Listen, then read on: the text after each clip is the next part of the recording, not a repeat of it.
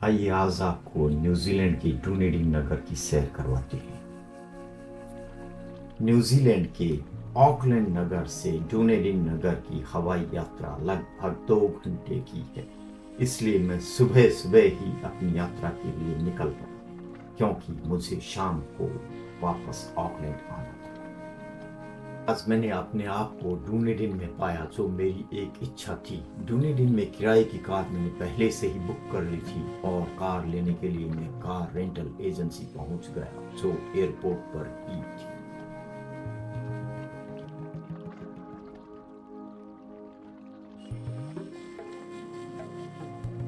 दिन नगर देखने के लिए मैं काफी उत्साहित था और कार की रेंटल एग्रीमेंट से जांच की।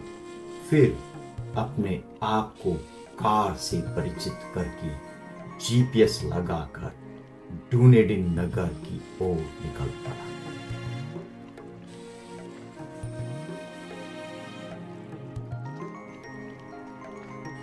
डुनेडिन को मैंने बहुत सुंदर पाया।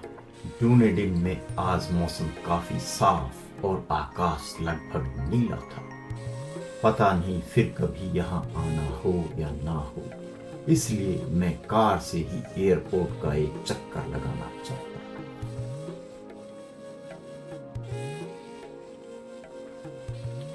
एयरपोर्ट बहुत छोटा परंतु अति स्वच्छ है और किस कदर फैला हुआ है, यही सोच रहा था।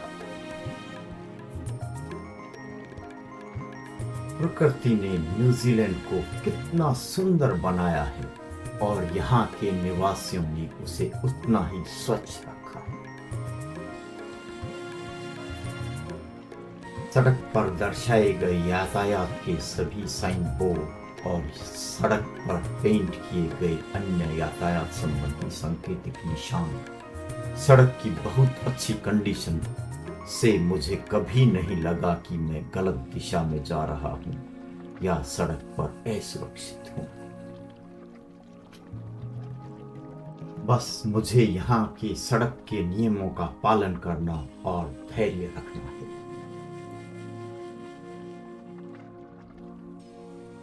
पूरे न्यूजीलैंड में गायों और भेड़ों के बहुत बड़े फार्म हैं और यह एक प्राथमिक आर्थिक गतिविधि है। न्यूजीलैंड की जनसंख्या लगभग 50 लाख है। यहाँ लगभग 37 लाख गायें और 2.5 करोड़ भेड़ें हैं। यहाँ की सुंदरता को देखने और वीडियो बनाने के लिए मैं अपने आप को रोक नहीं सका और सावधानी से एक सुरक्षित स्थान पर कार खड़ी कर।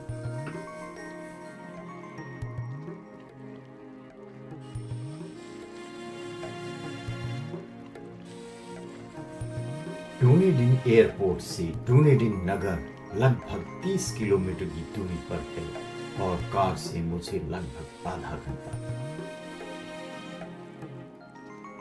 वैसे तो डुनेडिन नगर और इसके आसपास बहुत सारे और बहुत सुंदर पर्यटक स्थल हैं, जिन्हें घूमने के लिए 1 या 2 दिन का समय काफी कम है।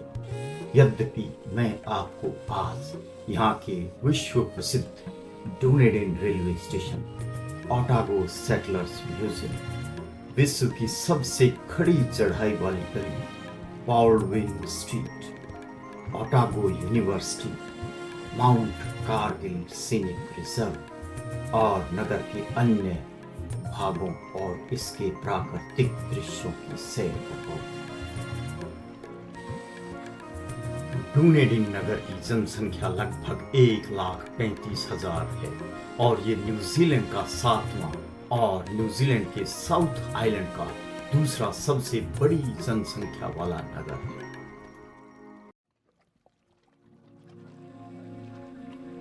डुनेडिन रेलवे स्टेशन पर मरम्मत एवं नवीनीकरण का कार्य चल रहा है, इसलिए इस भवन को ढक दिया गया है। आसपास पार्किंग का स्थान मिलना कठिन है, लेकिन मुझे थोड़ा सा प्रयत्न करने से इसके समीप ही पार्किंग मिल गई। ओहो, पार्किंग में आज क्रेडिट कार्ड नहीं चल रहा है। धन्यवाद कि मैं कुछ छुट्टे पैसे चिल्लर लाया हूं, इसलिए मेरा काम चल गया। यह भवन न्यूजीलैंड की सबसे अधिक फोटो खींचे गए भवन होने का दावा करता है। न्यूजीलैंड का डुनेडिन रेलवे स्टेशन 1906 में डुनेडिन नगर में खोला गया था।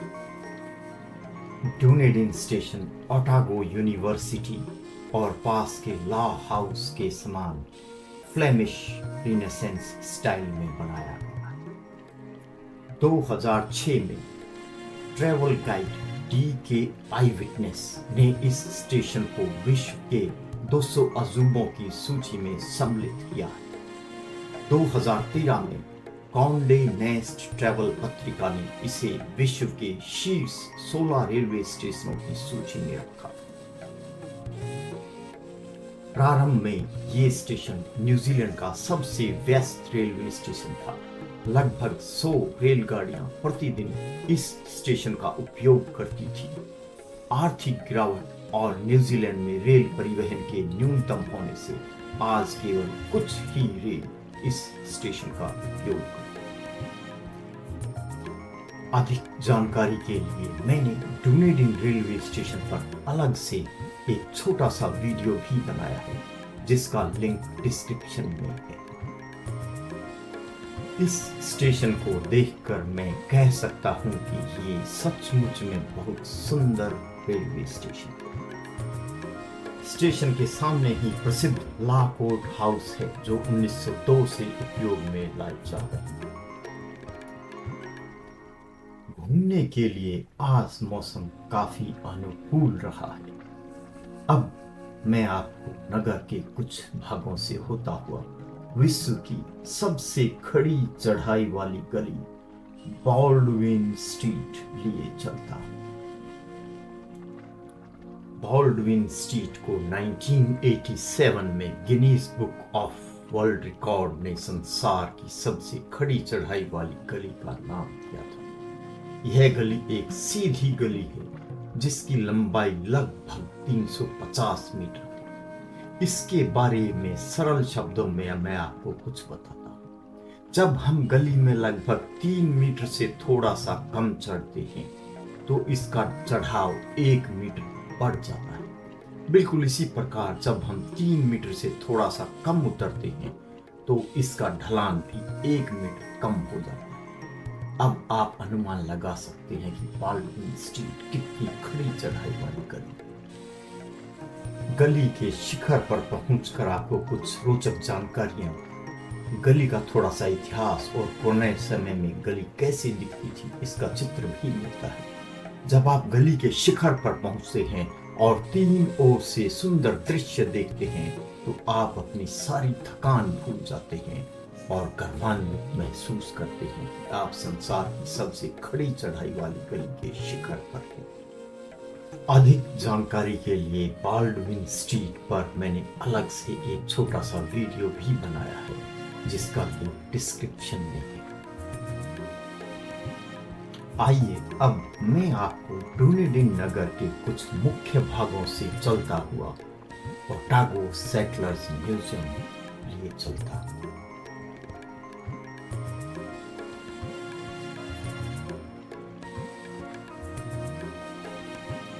वैसे तो पूरा न्यूजीलैंड ही सुंदर है, परंतु यहाँ आने वाले पर्यटक भी कहते हैं कि न्यूजीलैंड की साउथ आइलैंड की बात ही अलग है। यहाँ हर ऋतु, गर्मी, सर्दी, वसंत और पतझड़ में प्रकृति के भिन्न भिन्न रंग होते हैं। न्यूजीलैंड में सर्वप्रथम बसने वालों को माओरी और बाद में यूरोप से बसने वालों को पाकीहा कहा जाता है। कहा जाता है कि माओरी सर्वप्रथम 1250 के लगभग ईस्ट पॉलिनेशिया अर्थात पूर्वी पॉलिनेशिया से आए थे। अब हम पहुंच गए हैं टू ओटागो सेटलर्स म्यूजियम। इसका हिंदी में अनुवाद है ओटागो बसने वालों का संग्रहालय। इसकी स्थापना 1898 यानी कि 1898 में की गई थी।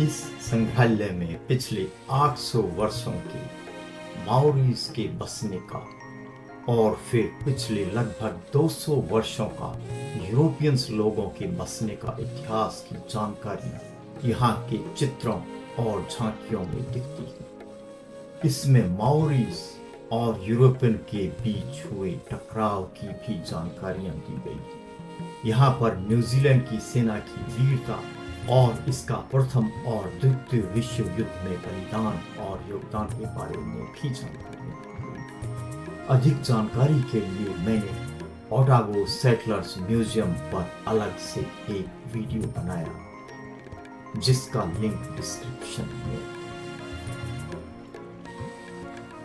ये है यूनिवर्सिटी ऑफ ओटागो, न्यूजीलैंड की सबसे पुरानी और ओशिनिया महाद्वीप में सबसे पुरानी यूनिवर्सिटीज में से एक। इस यूनिवर्सिटी का मोटो इन इंग्लिश यानी आदर्श वाक्य है डेयर टू बी वाइज, जिसका हिंदी अनुवाद है बुद्धिमान बनने का साहस कर। यूनिवर्सिटी ऑफ ओटागो पर मैंने एक अलग से छोटा सा वीडियो बनाया है, जिसका लिंक डिस्क्रिप्शन में दिया गया है। सेंट डेविड स्ट्रीट कॉम्प्लेक्स के सामने बड स्कल्पचर काफी रोचक स्थान।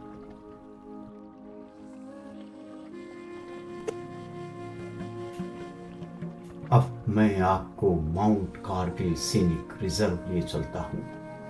यह स्थान पक्षियों, हाइकिंग और पैदल चलने वालों के लिए बहुत ही लोकप्रिय पर्यटक स्थल है। माउंट कारगिल 676 मीटर की ऊंचाई पर डूनेडिन का सबसे ऊंचा स्थान है।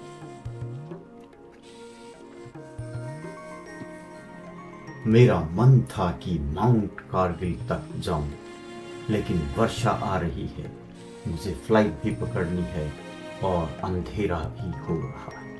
इसलिए अब मैं नगर की कुछ अन्य भागों से होता हुआ आपको वापस डूनेडिन एयरपोर्ट ले चलता हूँ। न्यूजीलैंड में मौसम काफी शीघ्र बदल सकता है, इतना शीघ्र कि आप सोच भी नहीं सकते। इसलिए आपको इसके लिए तैयारी करके चलना चाहिए।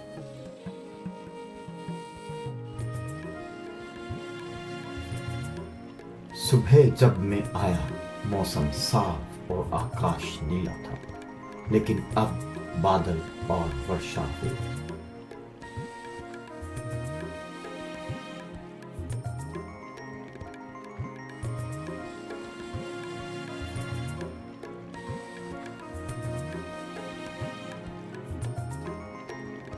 मैं मोटरवे पर हूँ और कहीं भी कार रोक नहीं सकता।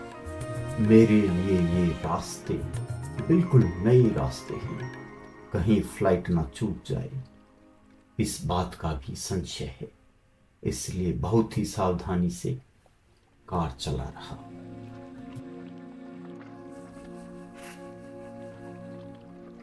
डूनेडिन नगर का क्षेत्रफल लगभग 250 स्क्वायर किलोमीटर है और इसका संपूर्ण क्षेत्रफल लगभग 3300 स्क्वायर किलोमीटर। इस नगर की डेंसिटी ऑफ पॉपुलेशन यानी कि जनसंख्या का घनत्व लगभग 40 व्यक्ति पर स्क्वायर किलोमीटर है।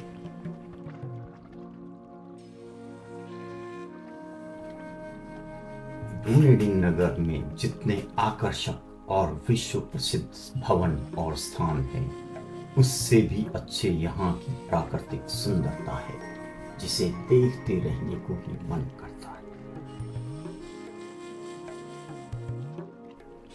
डूनेडिन नगर को थोड़ा सा देखा और बहुत कुछ रह भी गया, क्योंकि आप हर स्थान पर नहीं जा सकते। फिर कभी अवसर मिला तो शेष बचे हुए स्थानों पर भी देखो।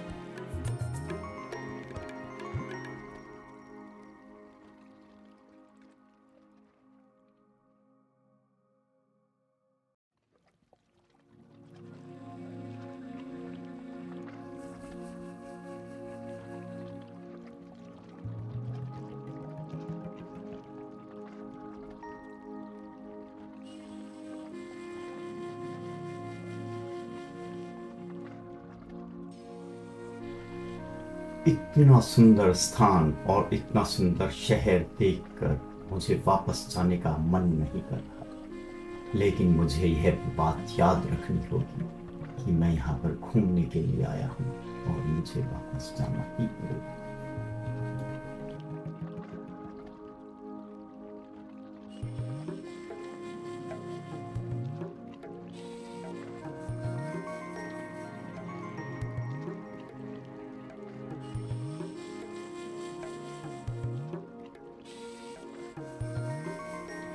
अभी मैंने कार का पेट्रोल टैंक पूरा भरवाया, क्योंकि जब मैंने कार ली टैंक भरा हुआ था।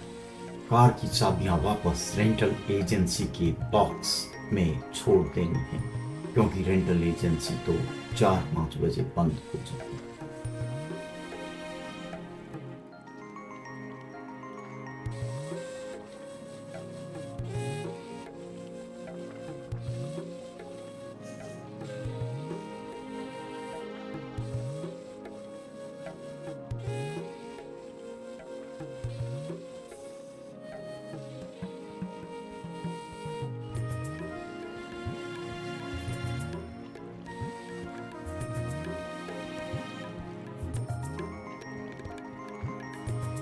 शाम के 6:30 बज गए हैं और तापमान भी लगभग 9 डिग्री सेल्सियस है। समय आ गया है कि मैं डुनेडिन को अब कहूँ नमस्कार।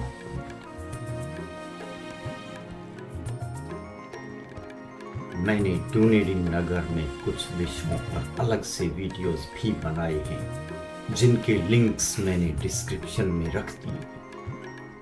यदि आपको यह वीडियो पसंद आया हो तो कृपया लाइक, शेयर और सब्सक्राइब करें। वीडियो देखने के लिए बहुत बहुत धन्यवाद। नमस्कार।